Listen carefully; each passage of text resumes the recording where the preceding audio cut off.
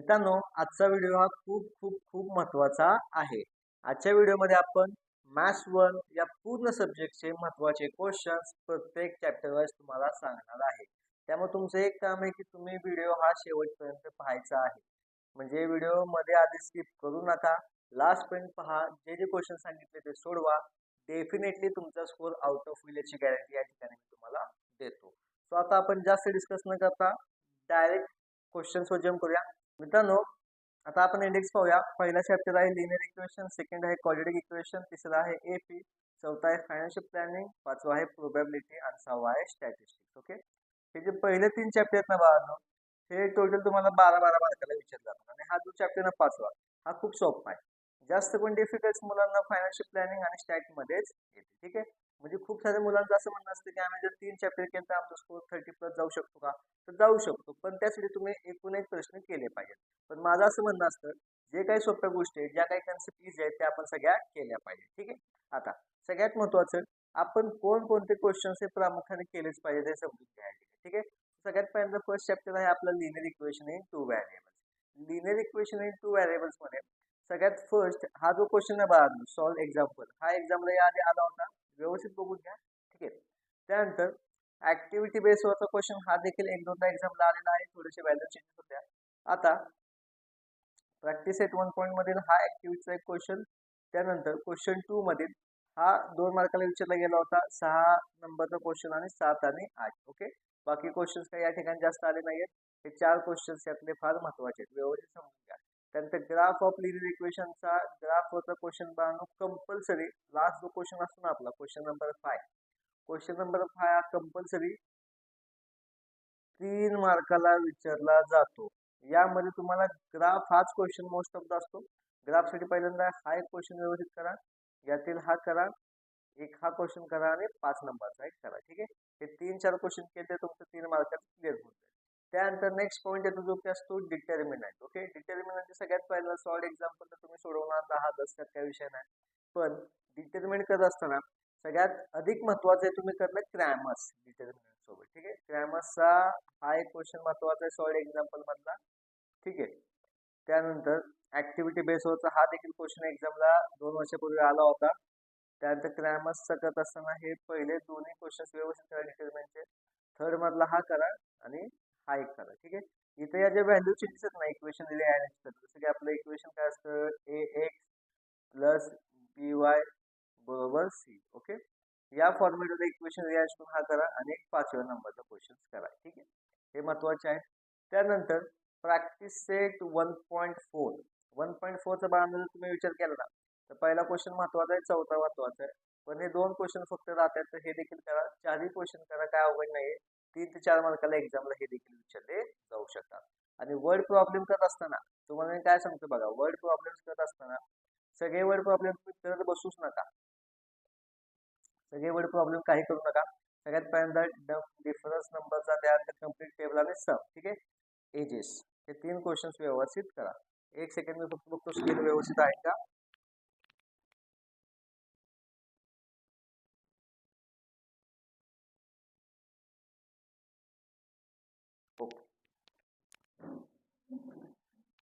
ठीक आहे, आता प्रॉब्लेम सेटचा अभ्यास करताना सगळ्यात महत्वाचं तुमचं एक काम आहे की तुम्ही चूज द करेक्ट अल्टरनेटिव्ह. हे जर तुम्ही सोडवलंच पाहिजे, यात काही विषय नाहीये. त्यानंतर ग्राफ मेथडसाठी तुम्ही हे पहिला आणि 5वा क्वेश्चन करा. डिटर्मिनंट तर तुम्ही करू शकता. क्रॅमरसाठी हा एक करा, हा एक करा, बस. ओके, बाकी काही यात बघू नका. सरळ जम्प करा सेकंड चॅप्टरवर. सरळ आता जम्प करू आपण क्वाड्रॅटिक इक्वेशन सेकंड चॅप्टरवर. ठीक आहे, सेकंड चॅप्टर बाळांनो तसं पाहायला गेलं ना, एकच सेकंड. ओके, सेकंड चॅप्टर पाहायला गेलं तसं खूप सोपं आहे, पण कन्सेप्ट खूप आहे, त्यामुळे समजणं गरजेचं आहे. Decide which of the following questions मध्ये हा एक क्वेश्चन, हा एक क्वेश्चन आणि हा क्वेश्चन. ठीक आहे, हे 3 क्वेश्चन एक्झामला आधी खूपदा विचारलेले आहेत. एबीसीचे व्हॅल्यू फाइंड करण्यासाठी क्वेश्चन नंबर 2 एक्झामला आलेला आहे आणि क्वेश्चन नंबर 3 एक्झामला याच्या आधी आलेला आहे. त्यानंतर चौथा क्वेश्चन तर महत्वाचा आहे, मोस्ट ऑफ द हाच क्वेश्चन आलाय, 2m² - 5m = 0, m = 2 आणि 5/2. हा क्वेश्चन एक्झामला विचारतो. आणि 5वा आणि 6वा क्वेश्चन तर फार महत्वाचे, त्यात आपल्याला k ची व्हॅल्यू फाइंड करायला लावतात. हा ऍक्टिव्हिटी बेस होतो क्वेश्चन बाळांनो, एक्झामला खूपदा विचारला जातो, त्यामुळे तुम्ही डेफिनेटली हे क्वेश्चन्स करा, हे स्किप करू नका. त्यानंतर नेक्स्ट येतं फॅक्टरायझेशन मेथड. फॅक्टरायझेशन होता हा क्वेश्चन लास्ट इयरचा होता आणि हा क्वेश्चन लास्ट इयरचा होता म्हणजे त्याच्या आधीचा एक होता आणि हा हे 3 क्वेश्चन्स करा. हा केला काय नाही केला काय एवढा फरक नाही पण हे 3 क्वेश्चन तुम्ही व्यवस्थित नक्कीच करा. त्यानंतर जर आपण पुढे गेलो एक सेकंड त्यानंतर जर आपण पुढे गेलो तर स्क्वेअर मेथड ठीक आहे. आता स्क्वेअर मेथड खूप मुलांना जमत नाही खूप मुलांना स्क्वेअर मेथड समजत नाही लक्ष देत नाही. आम्ही ती शक्यतो आपण स्किप केली तर चालू शकतो का त्यासाठी आपल्याला फॉर्म्युला मेथड हा ऑल क्वेश्चन आहे. पण जर स्क्वेअर मेथड जर तुम्ही अभ्यास करत असाल तर पहिला आणि पाचवा हे 2 क्वेश्चन व्यवस्थित करा. त्यानंतर खाली या साईडला आलो तर आपल्याला फॉर्म्युला मेथड या ठिकाणी लागते. ठीक आहे. फॉर्म्युला मेथड्स पहिला दुसरा आणि 6वा हे 3 क्वेश्चन व्यवस्थित करा. यात काही एबीसीची व्हॅल्यू काढायची ते काय तुम्ही असेही काढू शकता. यात काय अवघड नाही. ठीक आहे. त्यानंतर पुढे असतं जे की असतं डिस्क्रिमिनेट आणि nature of roots alpha and beta हे जे 2 रूट्स आहेत हे देखील फार एक्झामला विचारलं जातं. यातले देखील क्वेश्चन समजून घ्या. ऍक्टिव्हिटी पहिली महत्वाची एक्झामला विचारली जाते. सेकंड एक डिस्क्रिमिनेंट आहे. थर्ड एक नेचर ऑफ रूट्स आहे. फोर्थचा आपल्याला ही अल्फाची व्हॅल्यू आहे बीटाची व्हॅल्यू आहे. ठीक आहे. हे एक क्वेश्चन करा आणि हा एक क्वेश्चन करा पहिला आणि चौथा. ओके. तर एवढे क्वेश्चन्स या ठिकाणी करा. त्यानंतर नेक्स्ट आपण ठीक आहे वर्ड प्रॉब्लेम्स आपण एक काम करूया. एजेसच फार महत्व आहे. तो पहिले 2 आपण समजून घेऊया.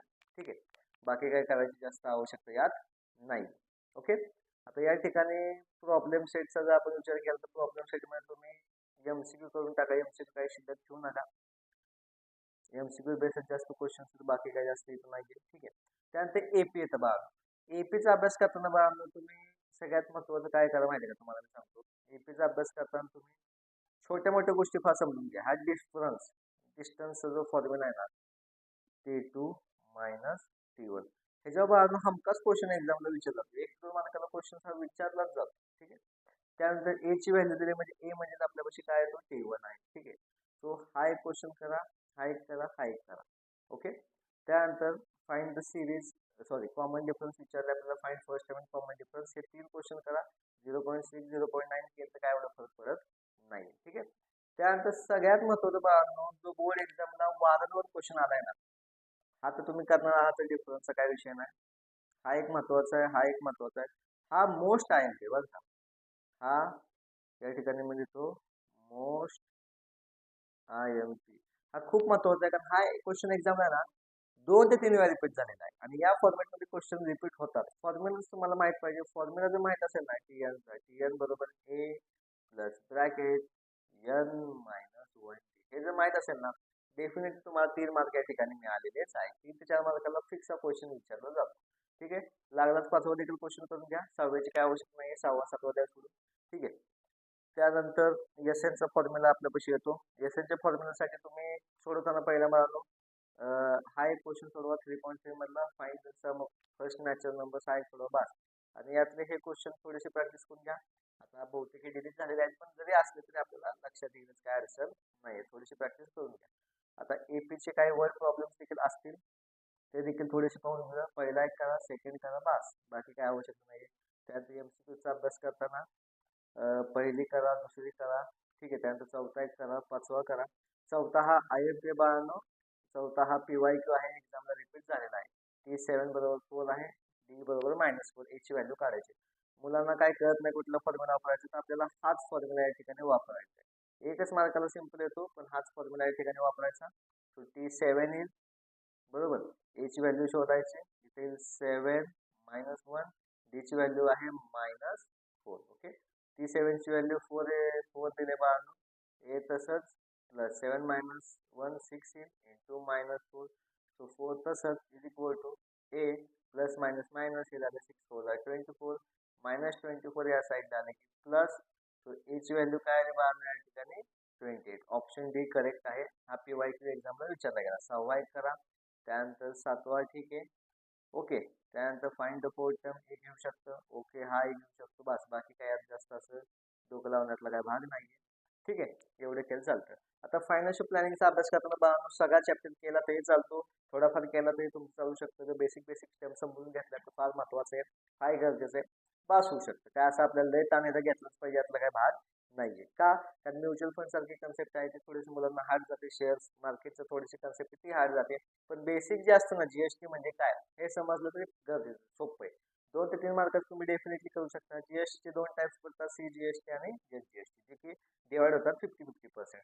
आता यातलं प्रॅक्टिस सेट 4.1 मधलं पहिला करा. Pavan medical supplies medicines on the sum medicines if the rate of GST is 12%, what is the rate of CGST and SGST. 1 मार्काचा सिंपल क्वेश्चन आहे. 12% जीएसटी असेल तर त्याचा हाफ हाफ हा सी मध्ये पण होतो आणि एस मध्ये होतो. सी म्हणजे सेंट्रल, एस म्हणजे स्टेट. म्हणजे 6% सीजीएसटी असणार आहे आणि 6% एसजीएसटी असणार आहे. त्याच पद्धतीने सेकंड क्वेश्चन करा. On certain article if the CGST is 9%, what is the rate of SGST.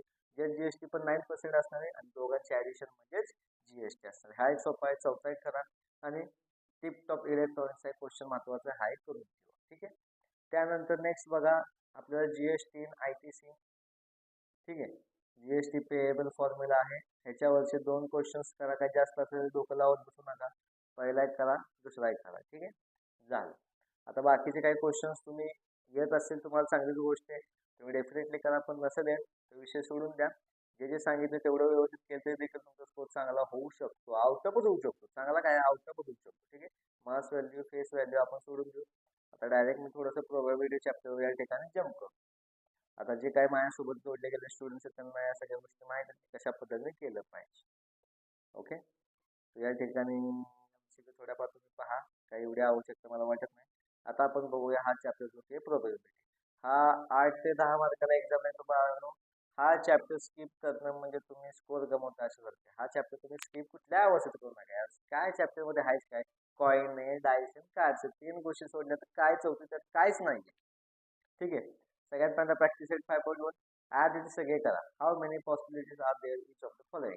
Possibility द्यायचे आपण सिंपल लिहू शकतो. अख्खा क्वेश्चन करा, प्रॅक्टिस सेट करा, काय अवघड नाही. ठीक आहे. त्यानंतर इथं हे तुम्ही व्यवस्थित बघून घ्या. जर तुमचं येत नसेल तर ह्या गोष्टी समजून घ्या थोड्याशा.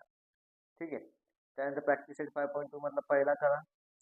कॅलेंडरचा एक क्वेश्चन एक्झामला आलेला आहे, कॅलेंडरचा करा. ठीक आहे. कमिटीचा येतो मुलांच्या, बॉईज गर्ल्सचा एक क्वेश्चन येतो. त्यानंतर पुढं हा एक क्वेश्चन महत्वाचा आहे बरं का. कंडिशन्स फार महत्वाचे आहेत. कंडिशन्सवर क्वेश्चन एक्झामला 2 ते 3 आलेला आहे. आता हे इव्हेंटचा पहिलाच क्वेश्चन व्यवस्थित करा. पहिल्यातच किती आहे, 4 ना. मग त्यातले कुठले करता. पहिला एक करा 1 डाय, 2 डाय करा, 3 कॉइन करा आणि 2 डिजिट नंबर फॉर्म. बस एवढेच करा. पुढचे बाकी जाऊच नका. 2-3 क्वेश्चन ते राहू दे. आणि प्रोबॅबिलिटी ऑफ इव्हेंट जे आपण करतो ना बाळांनो, प्रोबॅबिलिटी इव्हेंट मध्ये पहिला करा, दुसरा करा, त्यानंतर तिसरा एक करा, चौथा करा. बस. कार्डचा जरी केला चालू शकतो. ठीक आहे. त्यानंतर 5वा आता प्रॉब्लेम सेट 5. सगळ्यात महत्त्वाचा क्वेश्चन IMP जो की लास्ट इयरच्या 2025चा क्वेश्चन पेपर मध्ये देखील होता. Which number can not represent a probability. कोणता नंबर प्रोबॅबिलिटी रिप्रेझेंट करत नाही. तर याचं एकच आन्सर आहे, पर्सेंटेज मधला नंबर कधीही प्रोबॅबिलिटी रिप्रेझेंट करत नाही. हे तुम्ही व्यवस्थित समजून घ्या. कारण हा क्वेश्चन लास्ट इयर एक्झामला 25ला होता. ठीक आहे. हा एक क्वेश्चन करा. हा एक क्वेश्चन देखील खूप महत्वाचा आहे. हा 2024च्या बॅचला हा क्वेश्चन होता. 25ला तो होता, 24ला होता. एन ऑफ एची व्हॅल्यू 2 दिली, पी ऑफ एची व्हॅल्यू 1/5 तर एन ऑफ एस विचारले. सो आपण तो फॉर्म्युला काय देणार, पी ऑफ ए बरोबर N of A divide by N of S. Okay. P of एची व्हॅल्यू आपल्यापाशी 1/5 आहे, एन ऑफ एची व्हॅल्यू आपल्यापाशी 2 आहे आणि विचारलं N of S. Cross multiply केलं तर 5 टू 10. ऑप्शन कोणता करेक्ट, ऑप्शन ए करेक्ट आहे. ठीक आहे. एकदम सोपे मानू काय, असं हार्ड नाही. तो आता आपण नेक्स्ट येऊया स्टॅट चॅप्टरवर. ठीक आहे. आपला लास्ट चॅप्टर आहे स्टॅटिस्टिक्स. स्टॅटिस्टिक्स या चॅप्टरचा अभ्यास करताना मी कोणकोणते क्वेश्चन काय सांगतो. जर तुम्ही काहीच केलं नसेल ना, पाय डायग्राम फक्त एक कन्सेप्ट करा. हा चॅप्टर आता पण काहीच केलं नसेल, पाय डायग्रामच व्यवस्थित करा. पाय डायग्राम केली तरी तुमचा स्कोर चांगला होऊ शकतो. कारण पाय डायग्रामवर फिक्स 3 मार्काला क्वेश्चन एक्झामला येतोच. ठीक आहे. आता बघा प्रॅक्टिस सेट 6.1 मधला पहिला करा, दुसरा करा. मिल्कचं काय एवढा आहे आधी 6वा एक. ठीक आहे, महत्वाचा आहे. त्यानंतर प्रॅक्टिस सेट 6.2 यात खूप प्रॅक्टिस सेट मीडियम आहे. खूप या गोष्टी शिकण्यासारख्या यात आहेत. ठीक आहे. 6.2 मधील फर्स्ट करा, सेकंड करा. बस 2 पहिले समजून घ्या त्यातले. त्यानंतर हा जो मोडचा फॉर्म्युला आहे मीडियमसाठी, हा पण खूप महत्वाचा आहे. एक्झामला विचारला जातो. पण जसं सांगितलं की पाय डायग्राम व्यवस्थित ते चालू शकतं. कसं आहे, शेवटी तुमच्या अभ्यासावर डिपेंड आहे की तुम्ही कशा पद्धतीने करताय. ठीक आहे. आता हे आपल्याला काय जास्त बायोग्राफी कोणाची जाणून घ्यायची नाही. हिस्टोग्रामवर एक क्वेश्चन एक्झामला ऑर फॉर्मॅट मध्ये विचारतो, आला तर येतो, नाही तर पाय डायग्राम मध्ये. ठीक आहे. हा.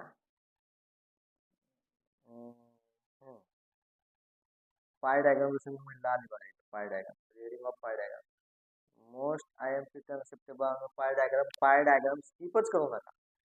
पाय डायग्राम तुम्ही स्किप करायचा विचार आणूच नका. पाय डायग्राम जर स्किप केली ना तर अवघड आहे. कारण हा जो टेबल आहे ना बघा हा आहे ते बघा ह्याच्यावर क्वेश्चन विचारले म्हणजे विचारले जातात.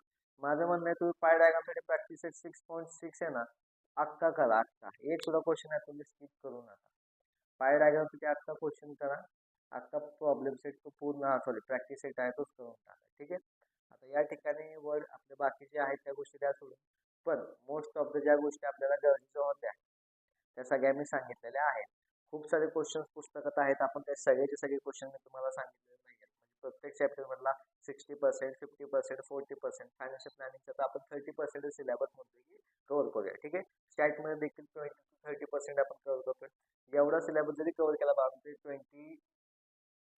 एवढा सिलेबस जरी तुम्ही कव्हर केला सॉरी एवढा सिलेबस जरी बाबा तुम्ही कव्हर केला तर देखील तुमचा स्कोर डेफिनेटली चांगला होऊ शकतो. फक्त एवढंच आहे की हे जे काही क्वेश्चन्स आहेत ते सगळे तुम्ही व्यवस्थित सोडवले पाहिजे. तर या क्वेश्चनमध्ये सुद्धा जर टाळाटाळ झाली किंवा हे क्वेश्चन्स केले नाही तर म्हणजे कसं होतं मग त्याचा इम्पॅक्ट आपल्या रिझल्टवर होतो. हे जे काही क्वेश्चन्स आहेत व्यवस्थित सोडवा. त्याच पद्धतीने या ठिकाणी तुम्हाला सांगतो की आपण मॅथ्स देखील लवकरच हे झाल्यानंतर आपण मॅथ्स देखील लवकरच एक या पद्धतीने क्वेश्चन्स लेक्चर आणूया.